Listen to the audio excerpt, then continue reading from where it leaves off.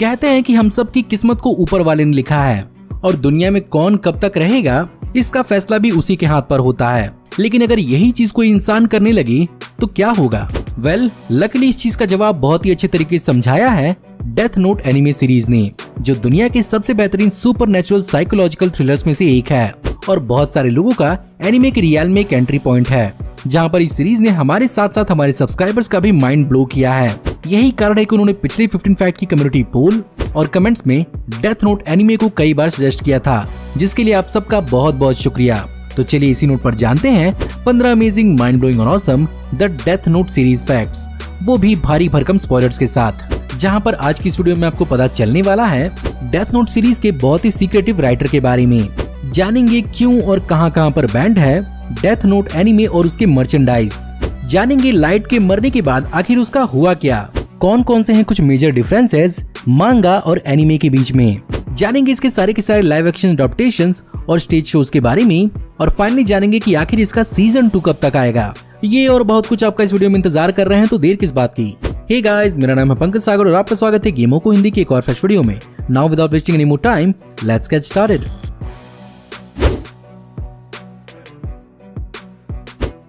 दुनिया की सबसे बेहतरीन supernatural psychological thriller death note based है इसी नाम के मांगा सीरीज पर, जिसे लिखा था सुगोमी ओहबा और इसके आर्ट को क्रिएट किया था ताकेशी ओबाटा ने। इस मांगा सीरीज को दिसंबर 2003 से लेकर मई 2006 तक 108 इश्यूज यानी चैप्टर्स में रिलीज किया गया था। इसे बाद में 12 तानकोबॉन यानी वॉल्यूम्स में भी रिलीज किया गया। लेटर ऑन 2006 में ही इस पर एक एनिमे टेलीविजन सीरीज को भी लॉन्च किया गया, जिसे डायरेक्ट किया था तात्सुरो अराकी ने, और 2006 से लेकर 2007 तक ये 37 एपिसोड के साथ एक सीजन तक चली। वैसे इस कहानी को लिखने का आइडिया सुगोमी ओबा को शिनिगामी और उनके स्पेसिफिक रूल से आया था, जहां पर वो बेसिकली दिखाना चाहते थे कि जब एक इंसान किसी गॉड का पार्ट प्ले करता है तो क्या होता है, और इसी चीज को इस सीरीज ने हमें बहुत ही बेहतरीन ढंग से समझाया है।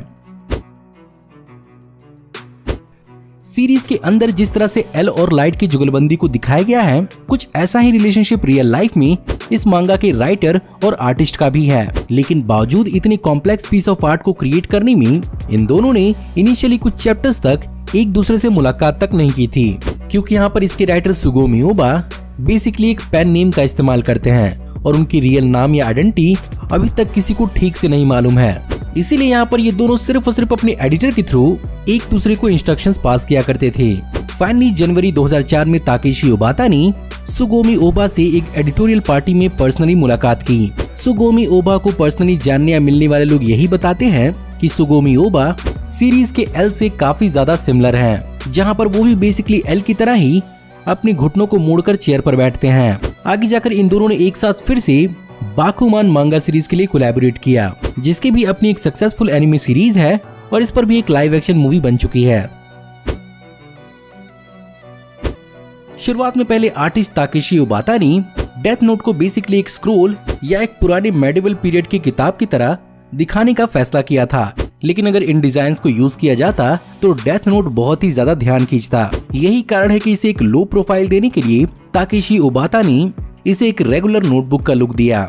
वैसे उन्होंने इस बात को भी कंफर्म किया है कि डेथ नोट अपना अपीयरेंस टाइम पीरियड और कल्चर के हिसाब से चेंज कर सकता है। यही कारण है कि पुराने जमाने में ये एंशिएंट जापान में स्क्रोल्स और यूरोपियन कल्चर्स में एक मेडिवल किताब के रूप में भी दिख चुका है। इस सीरीज के अंदर हमें शिनिगामीज का भी कॉन्सेप्ट देखने को मिला, जहां पर रियूक इस सीरीज का सबसे आइकॉनिक शिनिगामी साबित हुआ। बाय द वे, शिनिगामीज का कॉन्सेप्ट नया नहीं है। शिनिगामीज बेसिकली जापानीज कल्चर में ग्रिम रिपर और डेथ ब्रिंगर स्पिरिट्स की तरह होते हैं, जो लोगों को मरने के बाद स्वर्ग या नर्क पहुंचाते हैं। बुद्धिज्म में इन्हें डेथ डीमन यानी मृत्यु मारा भी कहा जाता है, जो बेसिकली लोगों को खुद की जान लेने या सुसाइड करने पर मजबूर करते हैं। वहीं पर बुद्धिज्म की कुछ राइटिंग्स के हिसाब से इन्हें यम से भी जोड़ा जाता है, जिन्हें हम हिंदुइज्म में यमराज कहते हैं। बाय द वे, अगर बात करें सीरीज की, तो यहाँ पर डेथ नोट में रियूक को पहले एक बहुत ही अट्रैक्टिव लुक दिया जाना था, लेकिन ताकेशी ओबाता ने इस बात को रियलाइज किया कि इससे रीडर्स का ध्यान लाइट से हटकर रियूक पर जाएगा, जिसके कारण उन्होंने इसका आइकॉनिक मॉन्स्टरस लुक दिया, जिसके डिजाइन का इंस्पिरेशन उन्होंने 1990 की टिम बर्टन की मूवी एडवर्ड सिजरहैंड से लिया। डेथ नोट के अंदर एल ही एक ऐसा इंसान था जो लाइट यानी कीरा की बराबरी कर सकता था, लेकिन सीरीज के ऑलमोस्ट बीच में ही उसकी कहानी को खत्म कर दिया गया। लेकिन इनिशियली सुगोमी ओबा का ये इनिशियल इंटेंशन नहीं था, क्योंकि वो बेसिकली लाइट को एल के हाथों ही खत्म करवाना चाहते थे। लेकिन फाइनली इस काम का जिम्मा उसके स्टूडेंट्स नियर और मेलो ने संभाला। हो सकता है कि आपको ये बात ना मालूम हो कि पहले नियर और मेलो को एल के बच्चों के रूप में दिखाया जाना था, लेकिन एल की जो इंट्रोवर्ट और अपनी आइडेंटिटी को लेकर ओवर प्रोटेक्टिव पर्सनैलिटी है, उससे इस बात को दूर दूर तक इमेजिन नहीं किया जा सकता कि वो किसी के साथ बच्चे भी पैदा कर सकता है। ऐसे में यहाँ पर नियर और मेलो को उसके स्टूडेंट्स के रूप में दिखाया गया। क्या कभी आपने सोचा है कि कीरा के रूप में लाइट के इतने सारे लोगों की जिंदगी का फैसला लेने के बाद आखिर उसकी जिंदगी का क्या हुआ? इस बात को क्रिएटर्स ने तो एक्सप्लेन नहीं किया है, लेकिन फैंस की अपनी एक थ्योरी है, जहां पर सीरीज के अंदर ऑलरेडी इस बात को क्लियर किया गया था कि जो भी डेथ नोट को यूज करता है वो ना तो हेल और ना तो हेवन में जाता है। यही कारण है कि शिनिगामीज अपने अलग रियल में रहते हैं, और इसी पर्टिकुलर बेसिस पर फैंस ने थ्योराइज किया है कि इस सीरीज की आई sequel mini series Death Note Relight में जो शिनिगामी हमें रियूक से उसकी कहानी सुनते हुए दिखता है वो कोई और नहीं बल्कि लाइट ही है, जो वापस धरती पर जाना चाहता है। आपको इस थ्योरी में कितना दम लगता है, मुझे कमेंट पे जरूर बताइएगा।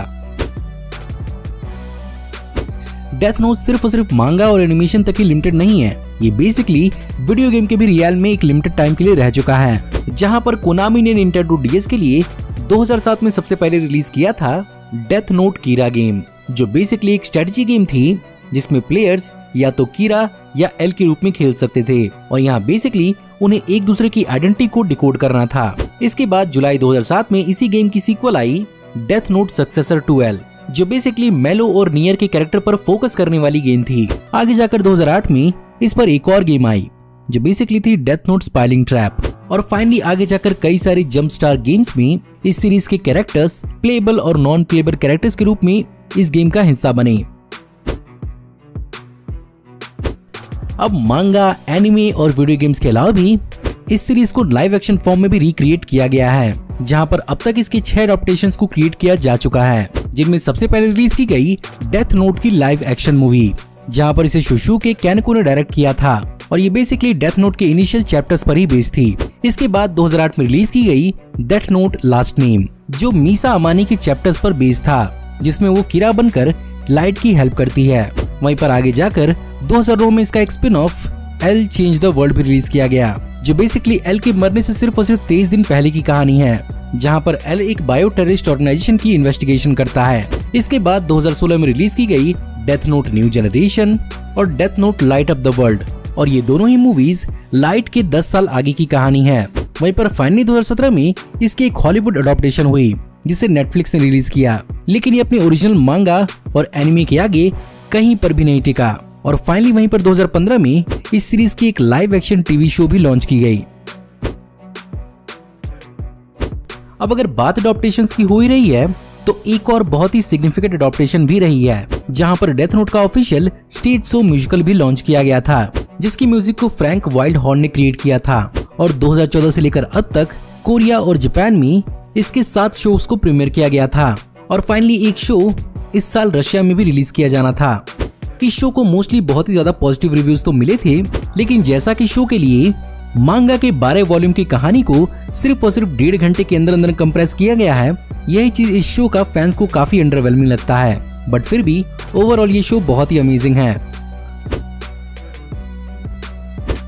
अब हम सबको ये बात तो मालूम ही है कि एनिमेज मांगा की सबसे फेथफुल अडॉप्टेशंस होती हैं, पर फिर भी इनमें कुछ चीजें इधर उधर होती ही हैं। तो चलिए अब जानते हैं एनिमे और मांगा के बीच में कुछ डिफरेंसेस के बारे में, जहां पर अगर सबसे पहले बात करें तो मांगा में और भी ढेर सारे रूल्स को मेंशन किया गया था, जिनमें शामिल था लोगों को किसी और को मारने के लिए मैनिपुलेट करना या कई सारे लोगों को एक साथ मारना। इसके अलावा मांगा के अंदर लाइट के मेंटालिटी को भी एक्सप्लोर किया गया है, जहां पर वो बेसिकली डेथ नोट को यूज करने के लिए खाना पीना सब कुछ भूल जाता है और उसकी पर्सनैलिटी बहुत ही ज्यादा ईवल बनती जाती है। और अगर यहाँ पर सबसे बड़े डिफरेंस की बात करें तो वो ये है, मात्सुदा लाइट को नहीं मारता है, बल्कि रियूक अपनी नोटबुक में लाइट का नाम लिखता है।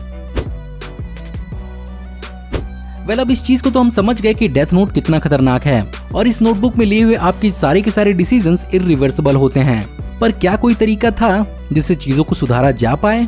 एक तरीका था, और वो बेसिकली एक स्पेशल काइंड ऑफ इरेजर था, जिसके बारे में ज्यादा नहीं बताया गया है, क्योंकि इसका मेंशन सिर्फ और सिर्फ पायलट इशू में था, जहां पर जब ये नोटबुक सबसे पहले तारो कागामी के हाथ में लगती है तो उसे कुछ लोगों को मारने का बहुत ही ज्यादा गिल्ट होता है, जिसके कारण रियो को उसे एक स्पेशल इरेजर देता है, जिसे मिटाकर वो उन्हें जिंदा कर पाता है। लेकिन इस चीज की कंडीशन ये है कि इसे मौत के तुरंत बाद यूज करना होता है, और अगर कोई टारगेट क्रीमेट हो गया है यानी उसका दाह संस्कार हो गया है तो उस पर ये काम नहीं करेगा, ना ही ये पहले ही से किसी मरे हुए इंसान को जिंदा कर सकता है। ऑब्वियसली मांगा और एनिमे के अंदर इस चीज को यूज ना करना एक बहुत ही अच्छा ऑप्शन था, वरना जो भी इम्पैक्टफुल डेथ हमें देखने को मिला है उसका कोई मतलब ही नहीं रहता। वैसे इसी तरह का सिमिलर कॉन्सेप्ट नेटफ्लिक्स के मूवी एडॉप्टेशन में भी यूज किया गया है, बस इस चीज को रिवर्स करने के लिए नाम के लिखे हुए पेज को आग में जलाना होता है। कहते हैं कि हर आर्ट के पीछे कोई न कोई इंस्पिरेशन जरूर होता है, और ये इंस्पिरेशन कभी कभार अपने आर्ट के बहुत ज्यादा करीब होता है। खैर, इस बात को कभी क्रिएटर्स ने एक्सेप्ट तो नहीं किया, लेकिन यहाँ पर डेथ नोट का प्लॉट बहुत हद तक 1973 की मांगा फुशिगाई ना टेक्यू से बहुत ज्यादा मिलता जुलता है, जिसका सिंपल मतलब था मिरेकुलस नोटबुक। और ये नोटबुक डेथ नोट जैसा ही मिरेकल करती थी, जहाँ पर इसमें भी किसी का नाम लिखने पर उसकी मौत हो जाती थी। अब भले ही डेथ नोट का कॉन्सेप्ट ओरिजिनल था या कॉपीड, लेकिन ये लोगों पर अपनी इन्फ्लुएंस और छाप छोड़ने के लिए बहुत काफी था। वहीं पर कुछ यंगस्टर्स और बच्चों ने इसके नेगेटिव एस्पेक्ट को ही एम्ब्रेस करने का फैसला किया। यही कारण है कि एनिमे कई जगहों पर बैन भी है, जहां पर सबसे पहले बात करेंगे चाइना के लियोंगिंग के शेंगयोंग का, जहां पर 2005 में कई स्टूडेंट्स ने अपने नोटबुक्स को डेथ नोट की तरह बनाकर अपने अनफेवरेट टीचर्स और एनिमीज का नाम लिखना चालू कर दिया, जिसके कारण चाइनीज गवर्नमेंट ने बच्चों की मेंटल हालत को देखते हुए इस एनिमे सीरीज और उससे जुड़े हुए कई सारे मर्चेंडाइज को चाइना के कई हिस्सों में बैन कर दिया है। वहीं पर 2008 से लेकर 2010 तक ऐसे ही कई नोटबुक्स अमेरिका के कई स्कूलों में भी मिले, जिसमें बच्चों ने अपने फेलो स्टूडेंट्स, टीचर्स और स्टाफ्स तक के नाम लिखे थे। वहीं पर इसी के नाम पर कई सारे क्राइम्स भी हुए थे, जहां पर बेल्जियम में एक आदमी की लाश के बगल में वाताशी वा किरादेस नाम का एक नोट मिला था, जिसका इंग्लिश में ट्रांसलेशन है आई एम किरा। फाइनली इस क्राइम के पीछे लगे 4 लोगों को गिरफ्तार किया गया। अब चलिए फाइनली बात करते हैं डेथ नोट के एनिमे और मांगा के कई सारे अचीवमेंट्स के बारे में, जहां पर अगर सबसे पहले बात करें मांगा की, तो thanks to anime series popularity 2015 तक डेथ नोट मांगा की कॉपीज दुनिया भर में 30 मिलियन यूनिट्स बिक चुकी हैं, और 2009 में ये नॉर्थ अमेरिका में तीसरी सबसे ज्यादा बिकने वाली शोनेन मांगा बनी।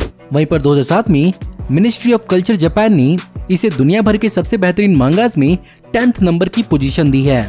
वहीं पर एनिमे की अगर बात करें तो डेथ नोट एनिमे ने 2007 में बेस्ट टीवी एनिमे का award Tokyo international anime fair में जीता था। वहीं पर ये IGN के टॉप 100 एनिमेटेड सीरीज में से 51st नंबर की पोजीशन पर आता है। अब चलिए फाइनली बात करते हैं कि डेथ नोट का सीजन 2 आखिर आया क्यों नहीं, और अगर आएगा तो ये कब तक आएगा।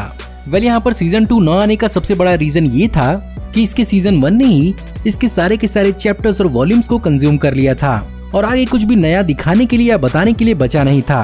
अब लकीली यहाँ पर 2020 में इसकी नई वन शॉट मांगा को रिलीज किया गया है, जो बेसिकली डेथ नोट के 10 साल के आगे की कहानी बताती है। और यहाँ पर इसका एक मिडिल स्कूलर नया प्रोटैगनिस्ट है, जिसका नाम है मिनोरू तानाका, और यहाँ पर ये डेथ नोट को खुद यूज करने के बजाय ऑक्शन कर देता है, और यहीं से दुनिया भर के बड़े बड़े लीडर्स इस बुक को एक्वायर करने के पीछे लग जाते हैं। इस मांगा को वैसे तो जनरली बहुत ही पॉजिटिव रिव्यू मिले, लेकिन बहुत सारे ओरिजिनल सीरीज के फैन इस सीरीज में थ्रिल और एक्साइटमेंट की कमी और क्लाइमेक्स के इसके डिसअपॉइंटिंग एंड से बहुत ज्यादा मायूस थे। वहीं पर फिलहाल डेथ नोट की प्रोडक्शन कंपनी मैडहाउस ने अभी तक इसके सीजन 2 के रिन्यूअल का अनाउंसमेंट नहीं किया है, और अगर वो करते भी हैं तो उन्हें मांगा की इन कमियों को सुधारना होगा। खैर, देखते हैं कि मैडहाउस स्टूडियोज कब तक इस पर एक सीरीज लाता है।